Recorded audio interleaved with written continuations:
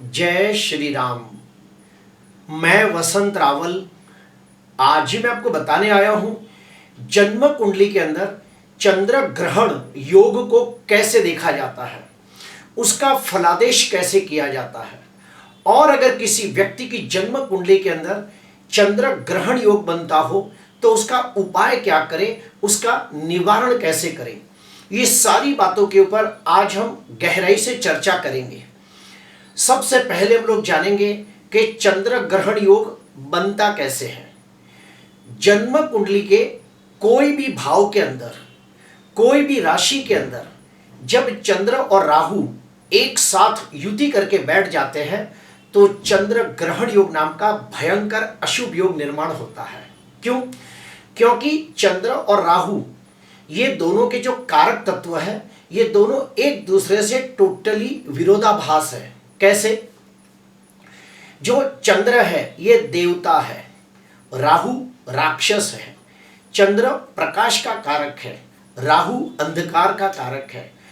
चंद्र प्रेम, विश्वास, भरोसा, यकीन का कारक है और राहु छल, कपट, धोखा, विश्वासघात का कारक है। चंद्र रिश्ते, आनंद, सुख और प्रेम का कारक है। राहु भूत, प्रेत, पिशाच का कारक है। तो चंद्र और राहु ये दोनों के जो कारक तत्व है ये एक दूसरे से टोटली विरोधाभास है, और ये दो विरोधाभास वाले कारक तत्व वाले ग्रह जब आपस में एक साथ जुड़ जाते हैं तो वहां पे अशुभ योग निर्माण होता है और उसका नाम है चंद्र ग्रहण योग। अभी हम लोग जानेंगे कि चंद्र ग्रहण योग का फलादेश करते समय कौन कौन सी बातों को ध्यान में रखना होता है। तो आइए बोर्ड पर देखते हैं। देखिए, आप सबको समझाने के लिए मैंने काल पुरुष की कुंडली बनाकर रखी है और उसमें मेष लग्न की कुंडली बनती है। अभी सबसे पहले हमें देखना होता है कि चंद्र और राहु इसके अंश कितने हैं, ये जानना बहुत जरूरी होता है। अगर चंद्र और राहु के अंशों में 7 अंश से कम तफावत हो तो उसे प्रबल युति माना गया है। आपको समझाने के लिए मैंने लिखा है कि चंद्र 5 अंश का है और राहु 10 अंश का है, तो चंद्र और राहु के बीच में सिर्फ 5 अंशों का ही फर्क है, तो इसे हम प्रबल युति कहेंगे। ठीक उसके अपोजिट जाते हैं। अगर कुंडली के अंदर चंद्र 5 अंश का है और राहु 27 अंश का है तो दोनों के बीच में 22 अंशों का फर्क हो गया, तो इसे कमजोर युति, निर्बल युति, बलहीन युति माना जाएगा और इसका अशुभ फल 90% नहीं मिलेगा। और ये फल कब मिलता है? जब चंद्र की महादशा, अंतरदशा, प्रत्युंतर दशा, सूक्ष्म दशा आती है, तब ये चंद्र ग्रहण योग का फल देखने को मिलता है। चंद्र ग्रहण का फलादेश करते समय और भी 2 बातों का ध्यान रखना होता है। अगर यही चंद्र राहु की युति अगर चलित कुंडली में भी हो जाए तो इसकी प्रबलता बढ़ जाती है। यही चंद्र राहु की युति नवमांश कुंडली में भी हो जाए तो उसकी प्रबलता डबल हो जाती है। ये सब बातों को भी हमें चेक करना होता है। और अगर उसमें भी चंद्र राहु एक ही नक्षत्र में बैठ गए तो बहुत अशुभ फल मिलता है। अभी हम और आगे बढ़ेंगे। जब भी फलादेश करना होता है तो उसके 3 हिस्सों में फलादेश होता है। पहला हिस्सा क्या है कि चंद्र के कारक तत्वों में कमी आ जाती है, तो चंद्र से जो जो चीजें देखी जाती है उसके शुभ फल में कमी आ जाती है। दूसरा, चंद्र राहु की युति जिस भाव में हो रही है उस भाव के भी शुभ फलों में कमी आ जाती है और वो भाव का अशुभ फल बढ़ जाता है। तीसरा, चंद्र जिस भाव का स्वामी हो उस भाव के भी शुभ फलों में कमी आ जाती है। अभी हम लोग शुरू करेंगे सबसे पहले चंद्र के कारक तत्व से कि चंद्र के कारक तत्वों का अशुभ फल कैसे मिलता है। सबसे पहले तो मैं आपको बताऊंगा कि चंद्र प्रेम का कारक है, पोषण का कारक है, सबके लिए ध्यान देने का कारक है, ममता का कारक है। तो जिसकी भी कुंडली के अंदर चंद्र राहु की अंशात्मक युति होती हो, ऐसे व्यक्ति सबकी खुशी के लिए अपना जीवन समर्पित कर देते हैं, लेकिन फिर भी उनके अपने ही लोग उसकी कदर नहीं कर पाते, उनकी अच्छाइयों को देख नहीं पाते, उसके बलिदान को समझ नहीं पाते और वो व्यक्ति अंदर ही अंदर बहुत ही खालीपन और अकेलापन महसूस करता है। ऐसे व्यक्ति 42 साल के बाद कहीं ना कहीं अपने अकेलेपन को दूर करने के लिए कोई ना कोई सहारा ढूंढते हुए देखे गए हैं। चंद्र लक्ष्मी का भी कारक है, तो जिसकी भी कुंडली के अंदर चंद्र राहु की अंशात्मक युति होती हो, ऐसे व्यक्ति बहुत मेहनत करने के बावजूद वो उन्नति, प्रगति, विकास नहीं कर पाते जिसके वो हकदार होते हैं। ऐसे व्यक्ति हमेशा कंफ्यूज रहते हैं, डबल माइंडेड होते हैं, निर्णय शक्ति का अभाव होता है। ऐसे व्यक्ति सही समय पे सही निर्णय नहीं ले पाते, फलस्वरूप उनके हर काम में बहुत सारे विघ्न, अड़चने, रुकावटें, तकलीफें आती है और वो अच्छी तरह से उन्नति, प्रगति, विकास नहीं कर पाते। उनके हर काम में बहुत सारे विघ्न आते हैं, अड़चने आती है, रुकावटें आती है। चंद्र मन का कारक है। जिसकी भी कुंडली में चंद्र राहु की अंशात्मक युति बनती हो और चंद्र ग्रहण योग बनता हो, ऐसे व्यक्ति मन में हमेशा कोई ना कोई बात का डर लेके जीते रहते हैं। अगर नौकरी छूट गई तो, व्यापार में नुकसान हो गया तो, मुझे कोई बड़ी बीमारी हो गई तो, मेरा एक्सीडेंट हो गया तो, ऐसे सब नकारात्मक विचार उनके मन में बहुत जल्दी आ जाते हैं। फलस्वरूप वो हमेशा कोई ना कोई डर से ग्रसित रहते हैं। चंद्र यात्रा का भी कारक है।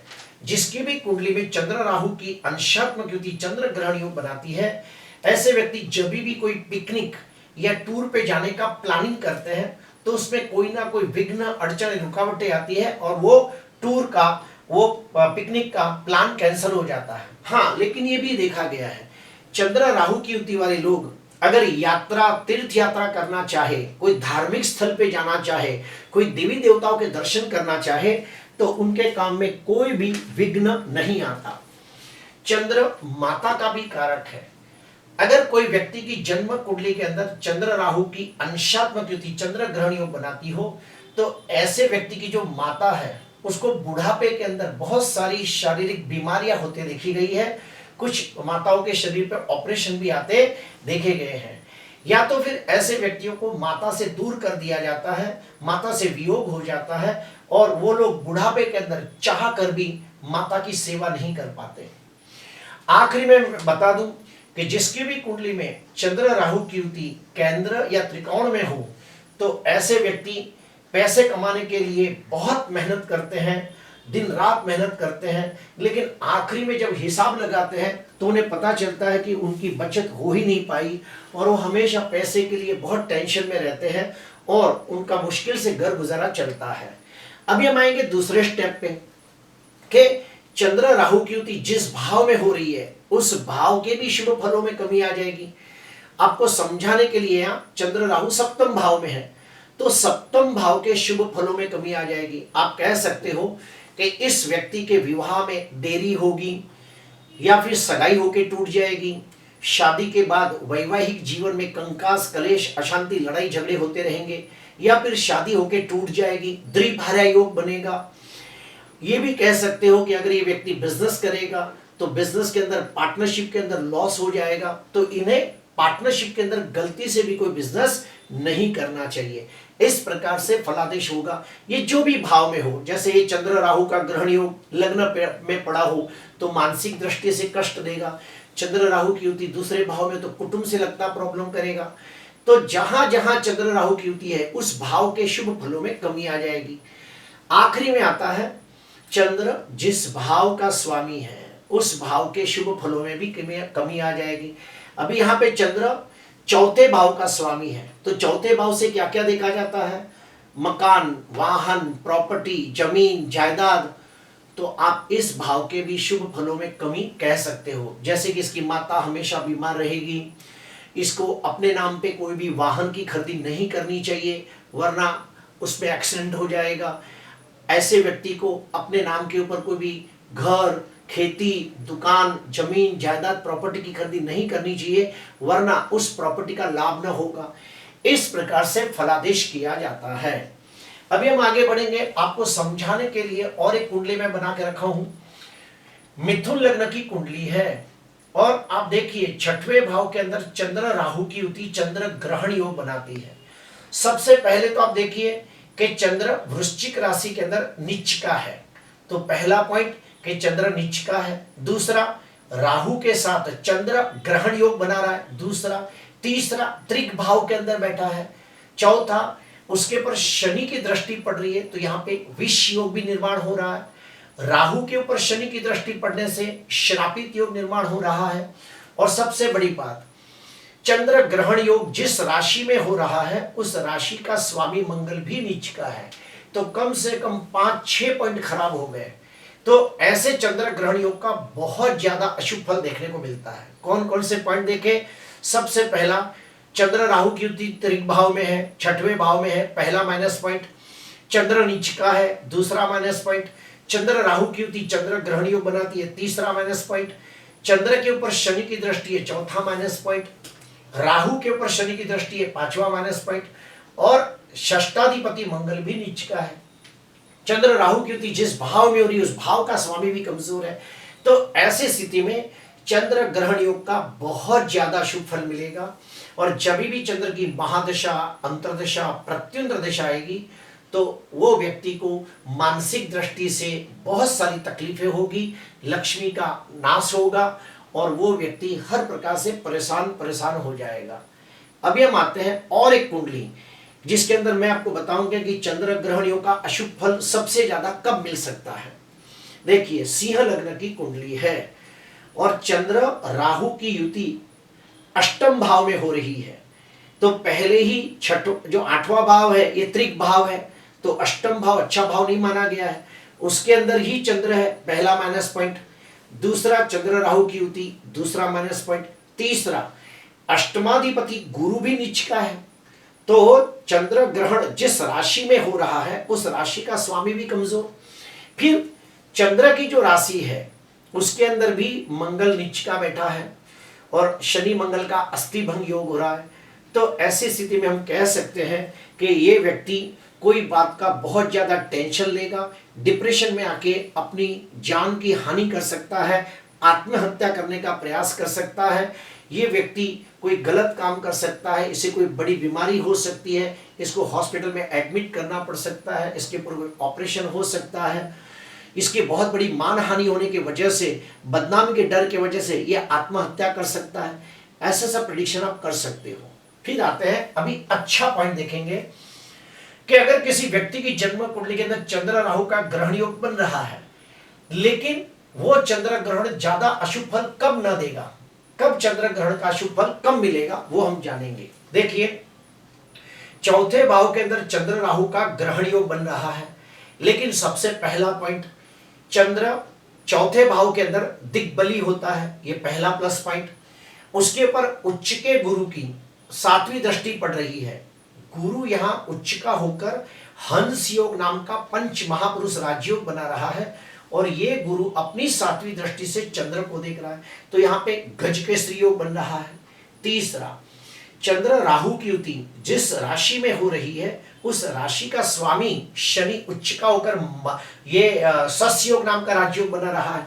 तो यहाँ पे हम कह सकते हैं कि ये चंद्र ग्रहण का अशुभ फल बहुत कम हो जाएगा और चंद्र 100 में से खाली 20 या 30% ही अशुभ फल देगा।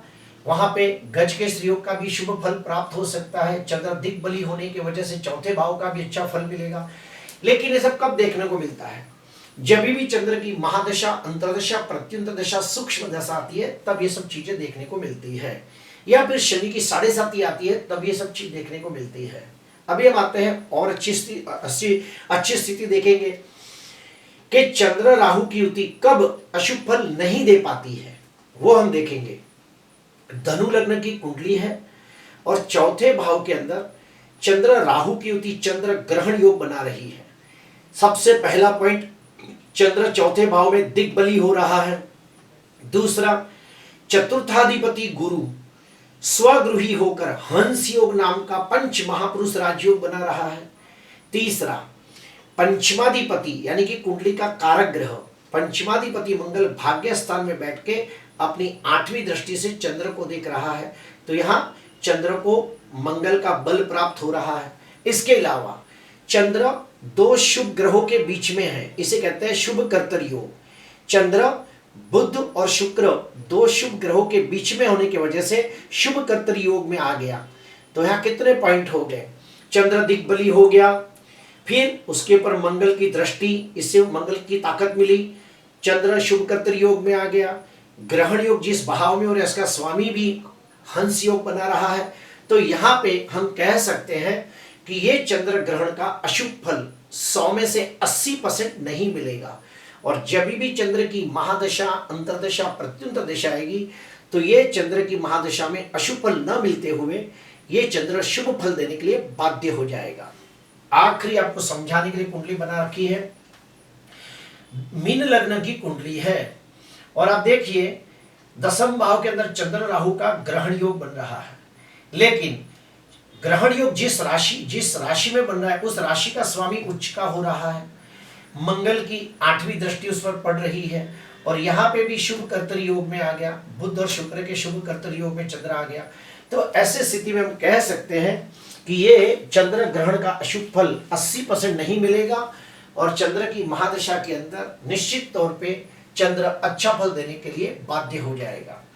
अभी हम लोग जानेंगे कि अगर कोई व्यक्ति की जन्म कुंडली के अंदर चंद्र राहु की अंशात्मक युति होती हो और उसे बहुत तकलीफों का सामना करना पड़ता हो, यानी कि मेहनत के हिसाब से उन्नति, प्रगति, विकास न हो रहा हो, हर काम में बहुत सारे विघ्न आते हो, कितना भी अच्छा करे लेकिन उसे यश प्राप्त न होता हो, मानसिक दृष्टि से बहुत ही निराशाजनक हो जाता हो, तो ऐसे व्यक्तियों के लिए उपाय क्या करने चाहिए? तो मैं आपको 7-8 उपाय बताता हूं। सबसे पहला, रोज सुबह स्नान करने के बाद भगवान के सामने बैठकर ओम ह्रीम चंद्राय नमः, ओम ह्रीम चंद्राय नमः, इसके 108 जाप करने चाहिए। दूसरा, तांबे के लोटे के अंदर पानी भर के उसमें थोड़ा सा चंदन डाल के सूर्य को अर्घ्य प्रदान करना चाहिए। तीसरा, जो चंद्र है ये छोटे बच्चे का कारक है, तो छोटे बच्चे को स्वरुचि भोजन कराना चाहिए। चौथा, पूर्णिमा के दिन आप उपवास रख सकते हो या फिर चंद्र की पूजा कर सकते हो। पांचवा, अगर चंद्र कुंडली का कारक ग्रह बनता हो, अर्थात लग्नाधिपति, पंचमाधिपति, भाग्याधिपति, ये 3 त्रिकोण का मालिक बनता हो चंद्र, तो आप चंद्र का रत्न मोती धारण कर सकते हो। अभी राहु के दुष्प्रभाव को घटाने के लिए आप काले कुत्ते को मीठी रोटी खिला सकते हो। अमावस्या के दिन अपने जूने कपड़े किसी भिखारी को दान कर सकते हो। बुधवार के दिन एक सूखा नारियल एंटी क्लॉकवाइज 8 बार घुमाकर बहते हुए पानी में आप विसर्जित कर सकते हो। और आखिरी उपाय, आप अमावस्या के दिन या फिर बुधवार के दिन किसी कर्मकांडी विद्वान ब्राह्मण को घर पे बुला के आप चंद्र ग्रहण योग की शांति पूजा कर सकते हो। तो इस प्रकार से उसका जो दुष्प्रभाव है वो घट जाता है। प्रिय दर्शकों, मेरे 32 साल के अनुभव से मैं कह रहा हूं कि चंद्र और राहु की युति को बहुत ही अशुभ माना गया है, और अगर ये युति अंशात्मक हो, चलित कुंडली में भी होती हो, नवमांश कुंडली में भी होती हो, तो चंद्र की महादशा के अंदर बहुत ज्यादा तकलीफों का सामना करना पड़ता है। खास करके 3 तकलीफें आती है। ऐसा व्यक्ति मेहनत करने के बावजूद उन्नति, प्रगति, विकास नहीं कर पाता, इसके हर काम में बहुत सारी दिक्कतें आती है और मन के मुताबिक कोई काम नहीं कर पाता। तीसरा, सबके लिए अच्छा करता है, सबके लिए अच्छा सोचता है, सबको कोऑपरेट करता है, मदद करता है, लेकिन उसकी कद्र नहीं होती और वो बहुत अपसेट हो जाता है, डिप्रेस हो जाता है, नर्वस हो जाता है और मानसिक दृष्टि से हताश, उदास, निराश हो जाता है। तो प्रिय दर्शकों, अगर आपकी कुंडली में चंद्र ग्रहण योग बन रहा है तो जरूर किसी कर्मकांडी विद्वान ब्राह्मण के हाथों से आपको पूजा करवा लेनी चाहिए। आज के लिए बस इतना ही। अगर आपको अच्छा लगा तो जरूर लाइक करना, सब्सक्राइब करना। नमस्कार।